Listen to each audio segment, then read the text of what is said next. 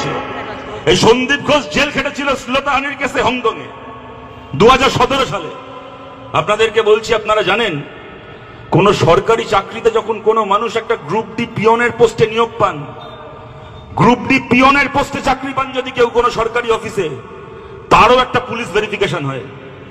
তার নামে কোনো মামলা আছে কিনা, কেস আছে কিনা, কিছু আছে কিনা, কখনো জেলে গেছে কিনা, কোন সিরিয়াস কোন কেসে তার বিরুদ্ধে সাজা ঘোষণা হয়েছে কিনা। কোন পিয়নের পোস্টে চাকরি পেলেও, সরকারি চাকরি পেলে তার একটা পুলিশ ভেরিফিকেশন হয়। আর এখানে সন্দীপ ঘোষ বিদেশে গিয়ে জেল খেটে আমাদের দেশের মুখ উজ্জ্বল করে এসছে, ভারতের হাই কমিশনের কাছে, ওখানে খবর কাছে, এমবাসির কাছে। তারপর একটা সময় জেল থেকে বেরিয়ে থাকে, ভারতে আবার প্রত্যর্পণ করা হয়েছে। পশ্চিমবঙ্গ সরকার জানতো না, মমতা বন্দ্যোপাধ্যায় জানতো না। তাকে এনে 2020 সালে আর জি করের প্রিন্সিপাল